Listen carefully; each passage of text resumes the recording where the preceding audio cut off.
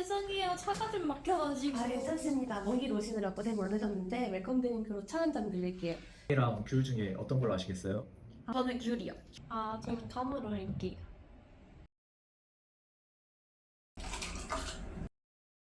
지금 뭐 하시는 거예요? 자, 잘 봐도 이게 바로 오늘 이야기 중심이 되는 소재야. 때는 2020년 한여름 여름때와 다름없이 수영을 즐기고 있는 한 아이가 있었어. 그 아이의 이름은 성수야. 오, 선수. 그런데 갑자기 아이고 배야! 뭐야? 뭔데? 왜 그래? 아무 이상이 없던 성수가 갑자기 발작을 일으키면서 복통을 호소하기 시작한 거야. 아니 아무 이상도 없는 아이가? 그래서 우리가 직접 성수 아버지를 만나면서 그날의 이야기를 들어봤어. 눈앞이 깜깜해지더라고요. 이렇게 건강했던 아이가 한순간에 선수를 그만둬야 할 정도로 아파져가지고 다행이었던 건 성수 아버지가 화학공학 연구원이셨다는 사실이야. 그래서 성수 복통의 원인이 중금속 중독이라는 걸 알아냈어. 어떡해. 중금속 중독이라니. 다른 아이들에게도 더 이상 이런 일이 발생하는 걸 원치 않았던 성수 아버지는 중금속 흡착제를 개발했어요. 지금 이 공간에 중금속 흡착제 재료가 있는데 바로 뭘까? 혹시 이걸로? 맞아, 바로 이 귤 껍질과 감잎으로 중금속 흡착제를 개발했어. 왜 하필 귤과 감이야? 세카피 페밋이 환경오염이 발생되는 부산물이 매년 5톤 정도 나온다고 해. 어떤이나? 그럼 처리 비용도 많이 들겠네? 맞아, 그 비용까지 해결 가능하니. 일석삼조 아니겠어?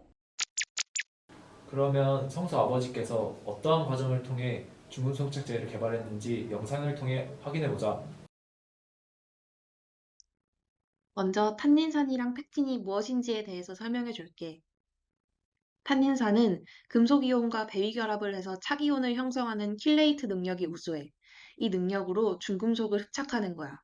또 우수한 표면 기능성으로 중금속과 흡착제의 표면 사이에 정전기적 상호작용에도 도움을 줘. 하지만 탄닌산의 단점이 하나 있어. 탄닌산은 높은 수분 용해성 때문에 단독적인 사용에는 한계가 있었던 거야. 그래서 박사님께서는 물에 잘 녹지 않는 성질을 지닌 펙틴을 탄닌과 결합시키기로 하셨어. 펙틴은 우수한 계화 능력을 지녔고 탁월한 금속 흡착 능력이 있기 때문에 탄닌의 문제점을 해결해 줄 수 있었어. 근데 펙틴만으로는 낮은 기계적 강도의 겔이 형성돼서 강도를 높여줄 젤라틴을 소량 첨가해 겔을 만드셨다고 해. 그렇게 만들어지는 복합체의 형성 원리에 대해서 설명해 줄게. 복합체의 형성은 펙틴에 존재하는 카복실기, 탄닌에 존재하는 페놀기, 젤라틴에 존재하는 펩타이드 결합을 통해 형성돼. 먼저 펙틴의 카복실기와 탄닌의 페놀기가 공유 결합을 해서 탄닌 펙틴 복합체가 형성돼. 그 다음 젤라틴의 펩타이드 결합으로 연결된 아미노산 사슬이 물 분자를 잡아당기고 그물망 구조를 형성해서 강도 높은 탄닌 펙틴 젤라틴 복합체가 되는 거야. 이 이론들을 바탕으로 박사님과 함께 실제 실험 영상을 확인해보자. 먼저 3g의 펙틴과 3g의 탄닌산, 93ml 증류수를 준비합니다. 그 뒤 증류수를 비커에 옮깁니다. 다음으로 3g의 탄닌산을 비커에 넣습니다. 그 뒤로 3g의 펙틴도 넣어줍니다. 혼합물을 2분 동안 소니게이터를 통해 초음파 처리하여 균일한 분산을 촉진시켰습니다. 펙틴과 탄닌 그리고 증류수가 담긴 비커에 마그네틱 바를 넣고 자석 교반기에서 24시간 400rpm으로 교반시킵니다. 펙틴과 탄닌산의 결합 여부를 확인하기 위해서 FTIR 측정을 통해 기존의 논문값과 비교를 해봤어.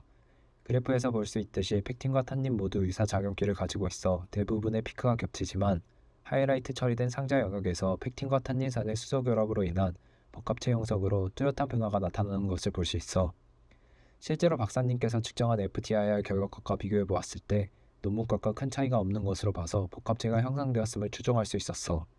샘을 통해 흡착제의 표면을 관찰한 결과 사전에 예측했던 대로 탄닌 펙틴 결합체와 젤라틴 결합으로 인해 생긴 그물망 구조를 관찰할 수 있었어. 이를 통해 우리가 만든 흡착제가 흡착제로서 역할을 하기에 충분하다 판단할 수 있었지. 그럼 중금속이 흡착됐는지는 어떻게 확인해? 그건 흑강도 분석을 통해 확인할 수 있어. 먼저 미리 만들어 놓은 황산구리 용액을 스포이드로 셀에 옮겨 담습니다. 이때 셀 겉면을 깨끗이 닦아줍니다. 깨끗이 닦아준 셀을 흡광도 기계에 넣어줍니다. 그 뒤로 흡광도 기계 설정을 700으로 맞추고 흡광도를 분석합니다.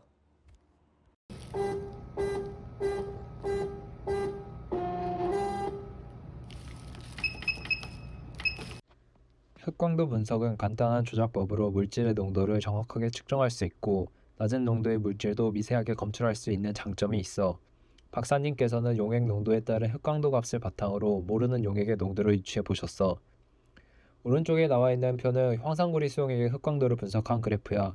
이걸 함수화해서 흡착제가 있는 황산구리 수용액의 농도를 파악했어. 구리 농도 함수를 바탕으로 펙틴, 탄닌, 펙틴, 탄닌 복합체의 흡착 효율을 확인해 봤어. 복합체가 탄닌, 펙틴 각각 따로 사용하는 것보다 효율이 좋다는 게 확실해 보이지? 하지만 탄닌의 경우 탄닌산의 특성이 높은 수분 용해성으로 용액이 생기면에 정확한 농도값을 측정할 수 없었어. 이 결과로 수분 용해성이 높은 탄닌 자체만으로 흡착제 사용에 한계가 있음을 확인할 수 있었지. 짜잔, 바로 이게 그 복합체야. 한번 만져볼래? 그래. 우와, 말랑말랑하다. 이 백화체를 통해 소수를 비롯한 아이들이 안전하게 수영할 수 있었으면 좋겠어.